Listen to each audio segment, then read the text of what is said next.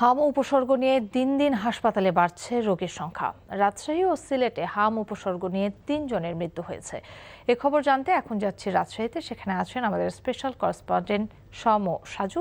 সরাসরি চলে যাচ্ছে তার কাছে। সাজু, হাম সংক্রমণ রোগীদের নিয়ে চিকিৎসকরা কি বলছেন?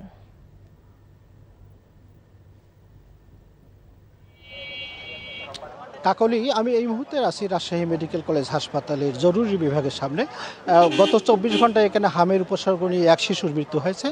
এর আগে গত ২৪শে এপ্রিল আরেক শিশুর মৃত্যু হয়েছিল এবং এ পর্যন্ত রাজশাহী মেডিকেল কলেজ হাসপাতালে যে হামের প্রাদুর্ভাব শুরুর পর থেকে এ পর্যন্ত মোট ৫৪ জন শিশু এখানে মৃত্যুবরণ করলো। তারা কিন্তু সবাই হামের উপসর্গ নিয়ে মারা গেছে। আর ডাক্তারদের সাথে আমি কথা বলে যেটা জেনেছি যে মৌসুমের শুরুতে হামের যে প্রাদুর্ভাব লক্ষ্য করা গিয়েছিল, সংক্রমণের হার যেভাবে বেড়েছিল, তারা বলছে এখন সেটি কমে এসেছে। গত ২৪ ঘন্টায় এখানে ৮ জন রোগী ভর্তি হয়েছে, যেখানে এর আগে আমরা যখন দেখেছিলাম যে হামের সংক্রমণ যখন বাড়া শুরু করলো তখন এখানে প্রতিদিন ২০ থেকে ৩০ জন করে শিশু রোগী ভর্তি হচ্ছিল হামের উপসর্গ নিয়ে।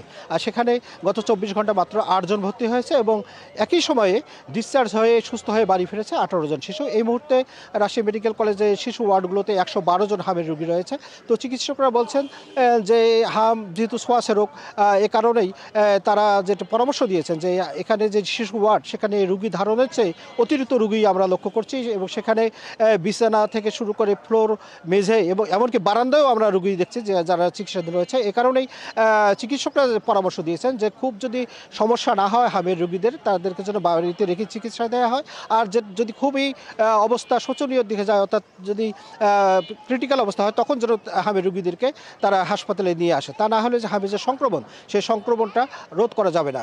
কাকুলি, এই ছিল রাজশাহী মেডিকেল কলেজ হাসপাতাল থেকে হামের সর্বশেষ। জানছিলাম রাজশাহীর হামের খবর। দর্শক, হামের প্রকোপ নিয়ন্ত্রণে চলছে টিকাদান কর্মসূচি। রাজধানীর ডিএনসিসি হাসপাতালে আছেন স্টাফ করেসপন্ডেন্ট আরাফাত রহমান। আমরা সরাসরি যুক্ত হব তার সাথে। আরাফাত, হাম আক্রান্ত রোগীদের চিকিৎসা নিয়ে আপনার কাছে কি তথ্য আছে?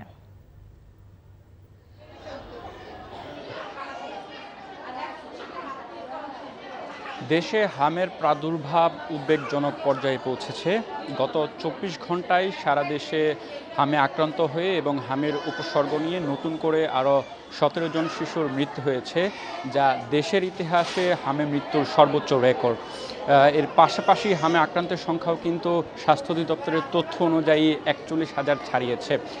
এক কথায় বলা যেতে পারে যে রাজধানীর যে সকল হাসপাতালগুলোতে হামের চিকিৎসা চলছে, প্রতিটি হাসপাতাল ঘুরেই কিন্তু আমরা দেখতে পেয়েছি যে রোগী যারা রয়েছেন শিশুরা, তাদের কিন্তু কোথাও বেড খালি নেই, আসন সংকট একটি চলছে এবং রোগীর যারা স্বজন রয়েছেন তারা এক হাসপাতাল থেকে অন্য হাসপাতালে ছুটে বেড়াচ্ছেন।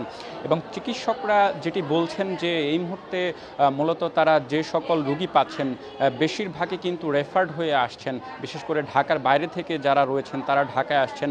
এবং এক্ষেত্রে হাসপাতালগুলোতে যে আইসিইউর যে একটি সংকট রয়েছে সেটি কিন্তু অকপটে কিন্তু চিকিৎসকরা স্বীকার করছেন এবং তারা যেমনটি বলছেন এখন বেশিরভাগ শিশু যারা ঝুঁকিপূর্ণ অবস্থায় রয়েছে বা বেশিরভাগ তারা পাচ্ছেন রোগী, তাদের বেশিরভাগই কিন্তু হচ্ছে শ্বাসকষ্টজনিত যেটি সমস্যা রয়েছে সেটি হচ্ছে এবং এর ফলে অক্সিজেনের সরবরাহ নিশ্চিত করার পাশাপাশি আইসিইউর আরও আসন যেটি সেটি আরও বাড়ানোর তাগিদ তারা দিচ্ছেন।